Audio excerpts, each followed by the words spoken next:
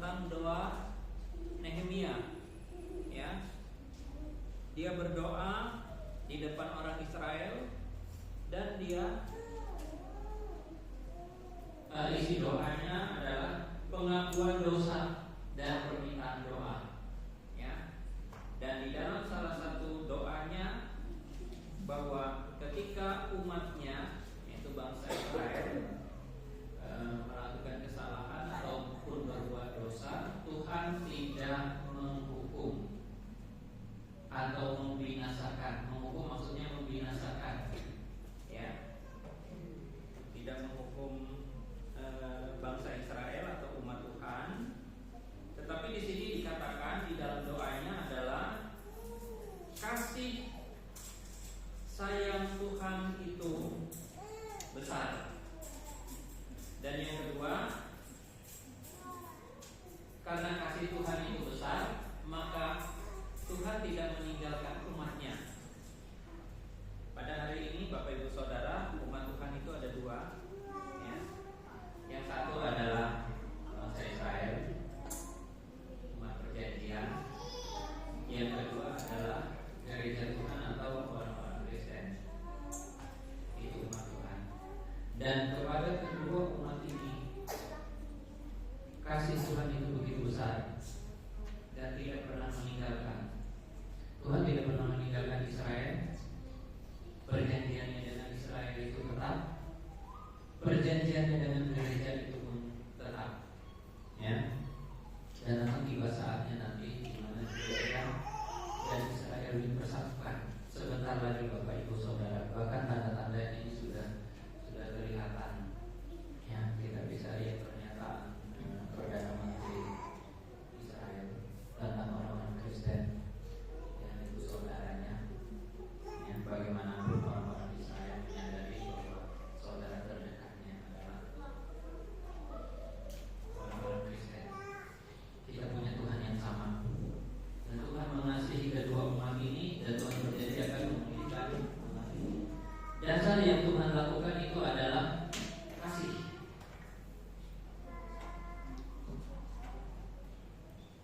Alkitab menekankan tentang pengajaran tentang kasih, baik itu perjanjian lama maupun perjanjian baru, ya. Dan Yesus menyimpulkan hukum Taurat itu dengan dua. Yang pertama, kasihilah Tuhan Allahmu dengan segenap hatimu, dengan segenap jiwamu, dengan segenap akal budimu, dengan segenap kekuatanmu. Itu yang pertama.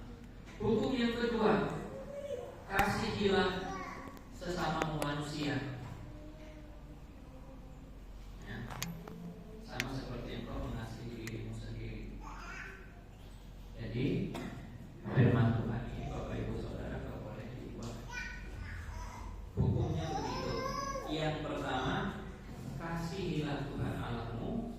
Yang kedua, kasihilah sesamamu. Yang ketiga,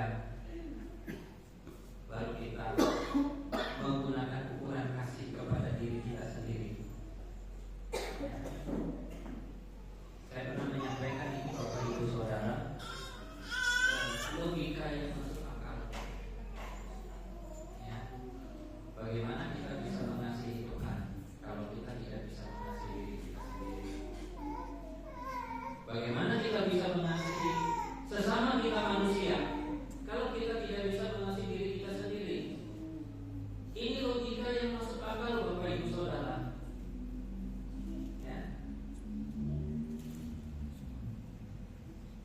Benar juga ya. Kalau saya nggak bisa mengasihi diri saya sendiri, bagaimana saya bisa mengasihi orang lain?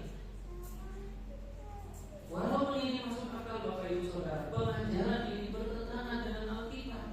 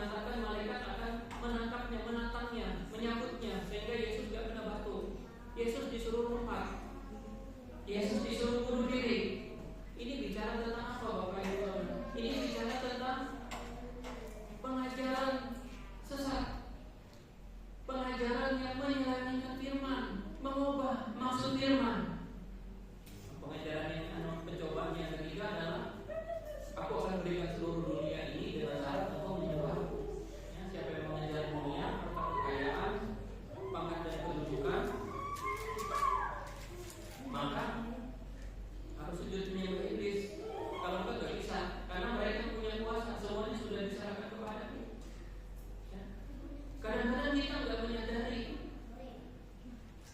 dalam pengajaran kita, kalau kita tidak teliti, kalau kita tidak memperhatikan, apalagi ngajar orang banyak, cara dalam mengajar itu sangat berbahaya. Wah, saya harus belajar mengasihi diri saya sendiri, baru saya bisa mengasihi orang lain, baru saya bisa mengasihi Tuhan. Ya, kalau kita mengasihi diri kita sendiri, nomor satu itu yang harus kita tekankan, itu namanya egois, mementingkan diri sendiri.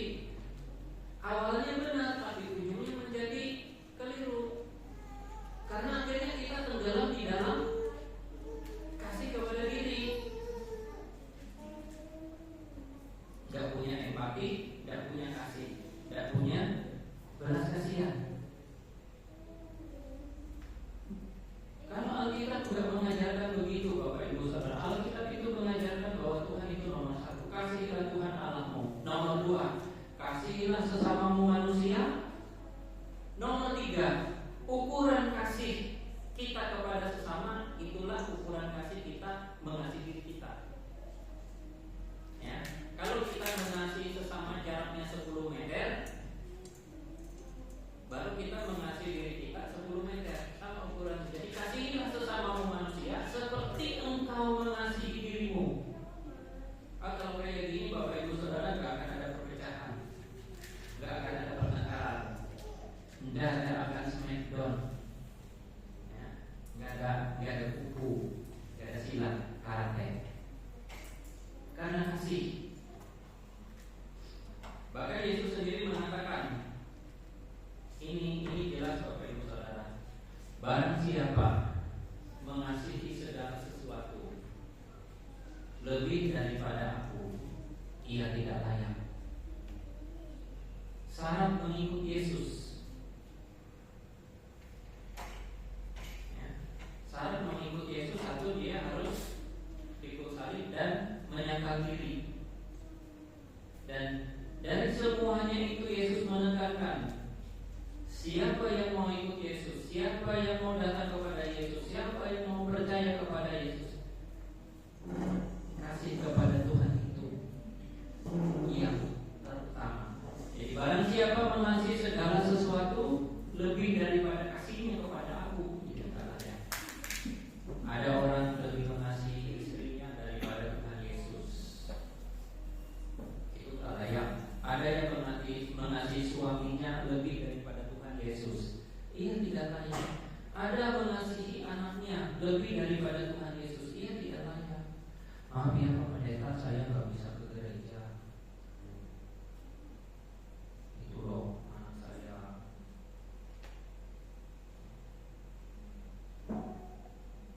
Jadi ini penting. Dasar dari kekristenan itu adalah kasih kepada Yesus. Kemarin dibahas ada 4 kasih. Kasih agape, kasih Allah, ya.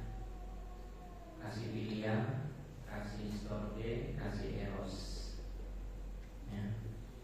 Ada 4 kasih dalam bahasa Yunani. Kasih Allah, kasih keluarga, persaudaraan, kasih persahabatan, dan kasih enggak membeli orang pacaran.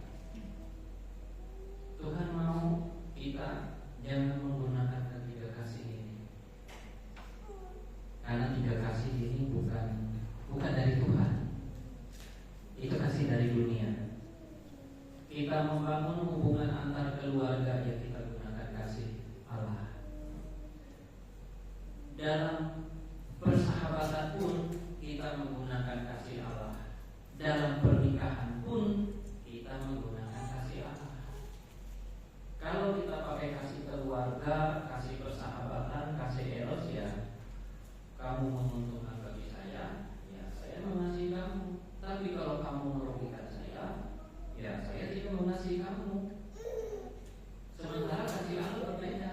Kasih Allah itu adalah kasih kamu semua dan doakan orang yang menganiaya kamu. Itu kasih Allah. Kasih Allah itu seperti apa, Bapak Ibu Saudara? Ketika Yesus dipaku di kayu salib, dia menderita, dianiaya, dia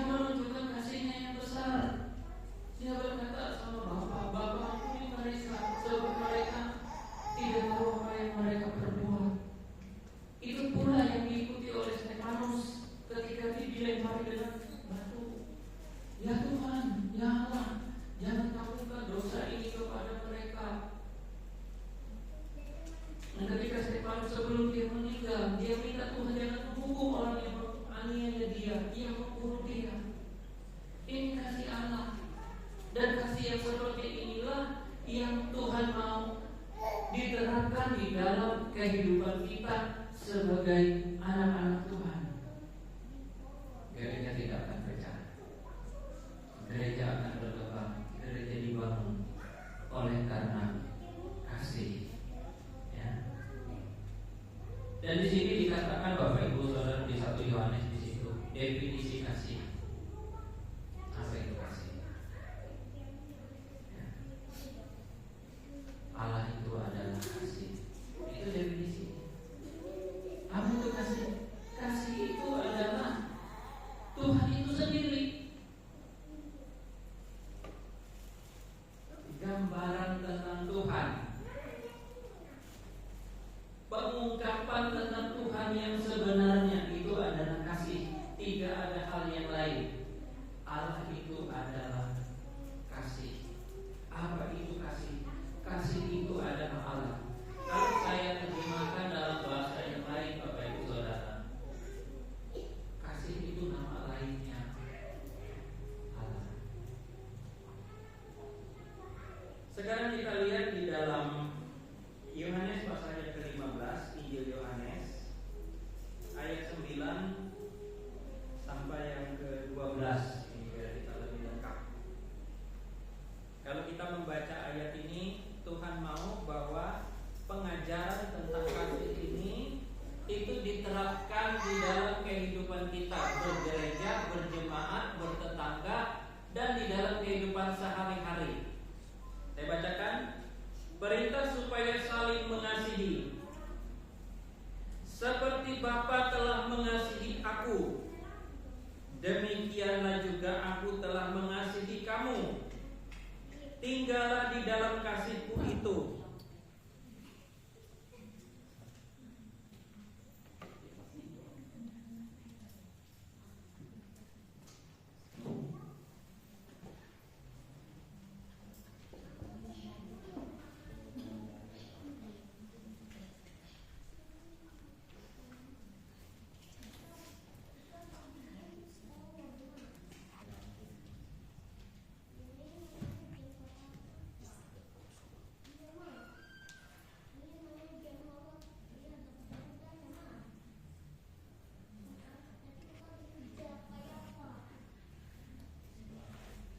Jadi saya lanjutkan Bapak Ibu Saudara, saya ulangi.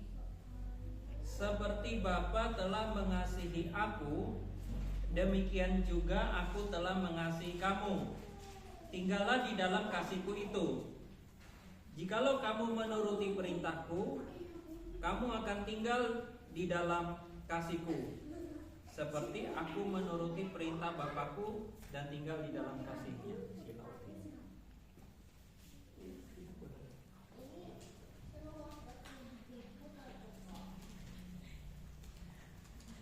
Ya, Bapak Ibu Saudara, kalau saya terjemahkan ayat ini supaya mudah dipahami, seperti Allah mengasihi Yesus, demikian juga Yesus telah mengasihi kamu. Kamu ini manusia kita. Ya.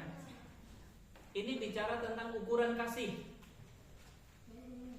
Berapa sih ukuran kasih Allah kepada Yesus? Atau Bapa kepada Yesus. Ini ukuran yang kita pakai. Kita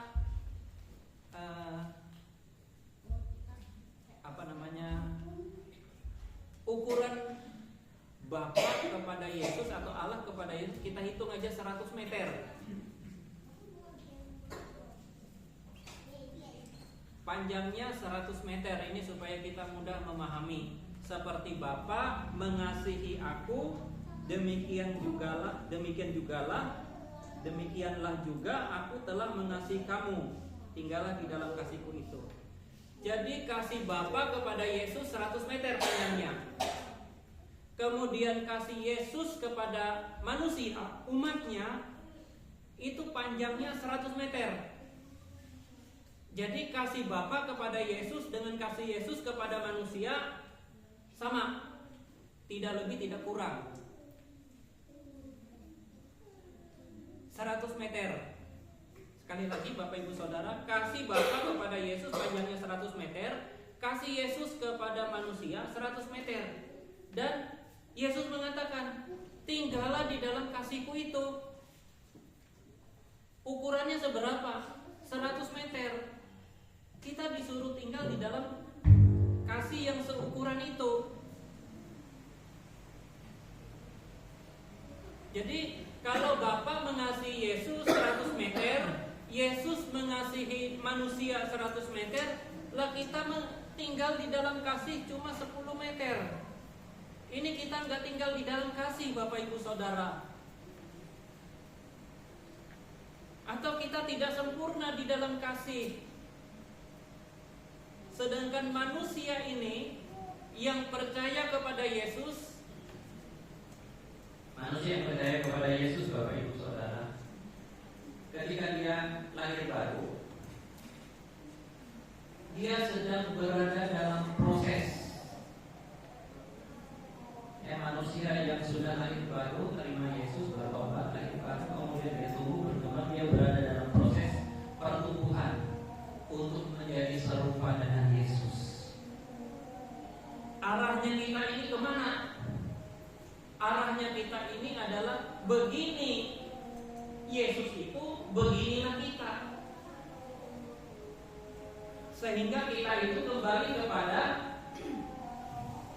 gambaran Tuhan yang semula, bahwa manusia diciptakan menurut gambar dan rupa Allah. Pemulihan gambar yang rusak atau kemuliaan yang hilang itu dikembalikan. Kita sedang menuju kepada proses dari tidak kekal menjadi kekal. Jadi Yesus itu adalah modelnya, dan kita dibawa menjadi sama, segambar dan serupa dengan gambaran anaknya. Itu tujuan Tuhan. Ya, Bapak Ibu Saudara, kasih Allah kepada Yesus itu 100 meter, kasih Yesus kepada manusia itu 100 meter. Kita pun disuruh tinggal di dalam kasih yang panjangnya 100 meter. Dan ini adalah perintah Tuhan. Kalau memang kita anak Tuhan, ya, kita tinggal di dalam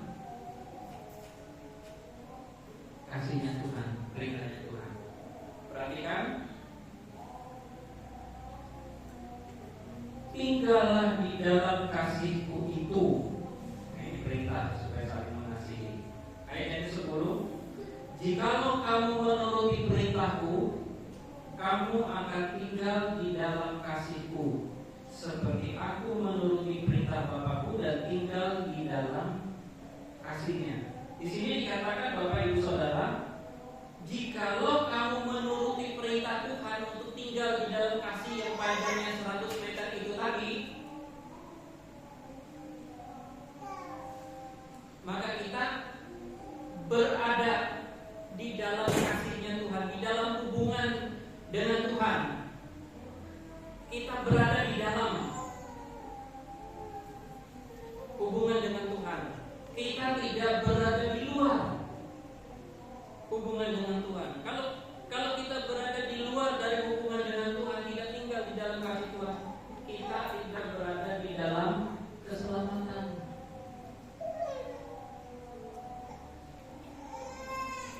Kita tidak berada di dalam jalurnya Tuhan. Kita berada di jalurnya dunia. Atau di dalam kitab Wahyu dikatakan, suam-suam kuku, enggak panas, enggak dingin. Terus semua itu kukatakan kepadamu, yang 11, supaya sukacitaku ada di dalam kamu dan sukacitamu menjadi penuh. Inilah perintahku, yaitu supaya kamu saling mengasihi seperti aku telah mengasihi kamu. Luar biasa firman Tuhan ini, Bapak Ibu Saudara. Ya. Tidak sulit. Perintah Tuhan itu tidak sulit. Perintah Tuhan itu sangat mudah. Bahkan orang yang tidak sekolah pun bisa. Disuruh saling mengasihi. Hanya kita bisa menempatkan diri pada tempat yang benar. Kasihilah Tuhan Allahmu, kasihilah sesamamu seperti kita mengasihi diri kita sendiri. Biarlah firman Tuhan ini dapat menjadi berkat bagi kita semuanya. Kita dibangun dan biarlah kita melakukan ini semuanya. Amin. Buat firman Tuhan.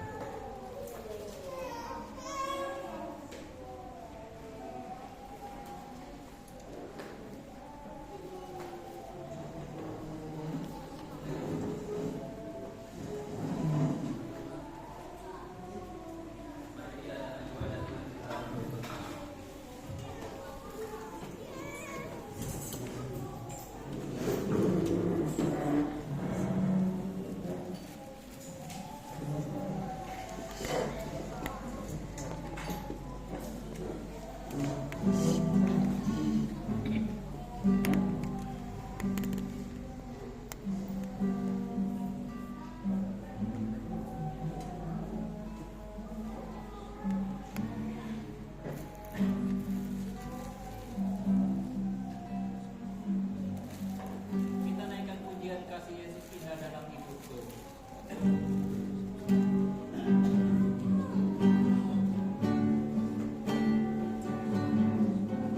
Kasih Yesus indah dalam hidupku, menghiasi hati dan jiwaku. Ku tak dapat hidup tanpa kasih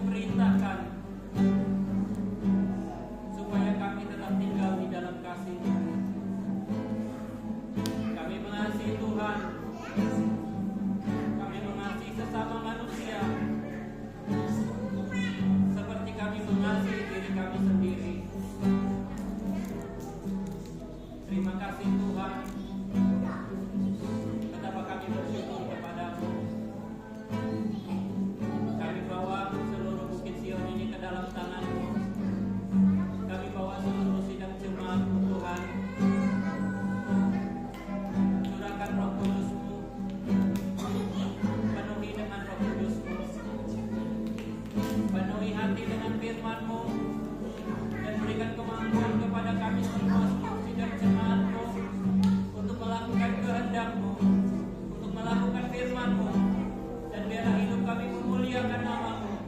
Kami menjadi berkat Tuhan, kami menjadi terang, menjadi teladan bagi dunia yang gelap ini Bapa.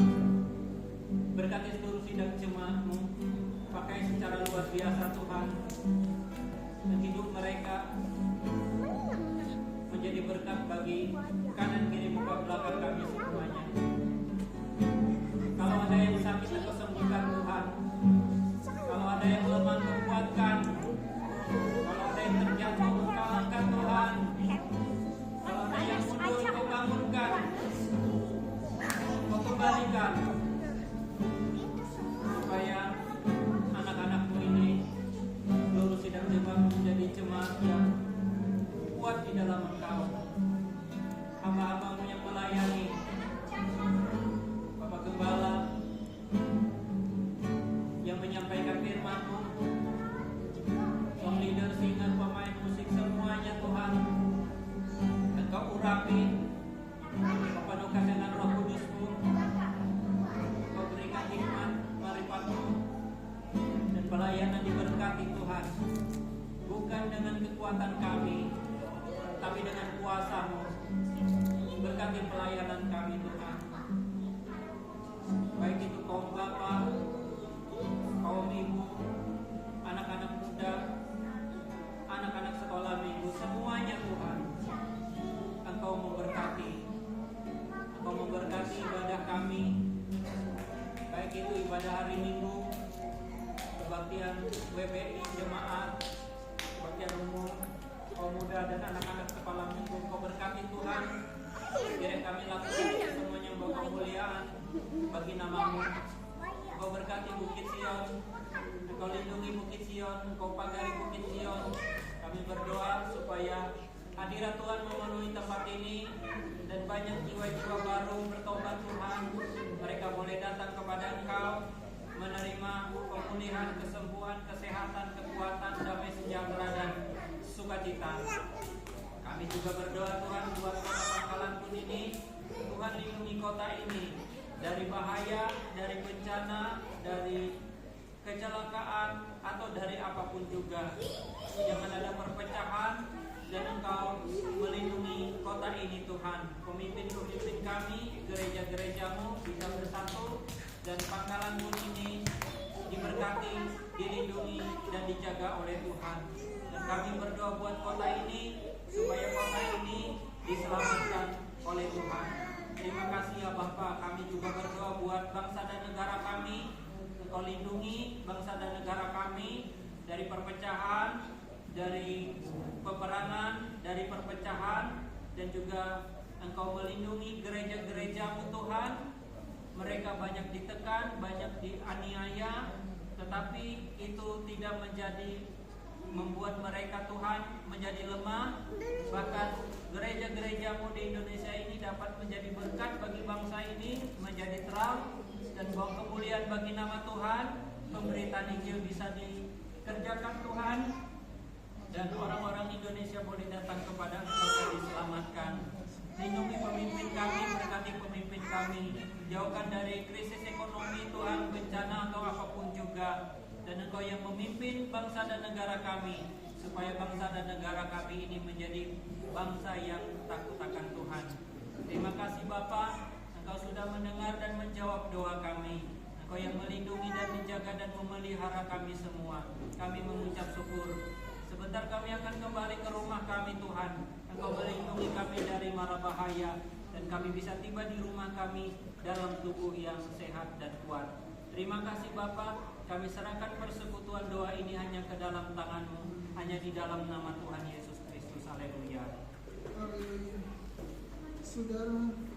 Saudara sekalian yang dikasihi oleh Tuhan, terimalah rahmat dan damai sejahtera dari Allah Bapa di surga, cinta kasih dari Tuhan Yesus Kristus dalam persekutuan dengan Roh Kudus, tetap menyertai saudara-saudara semua sampai selama-lamanya. Di dalam nama Yesus kami berdoa dan mengucap syukur. Haleluya. Kita semua yang diberkati Tuhan, kita sama-sama katakan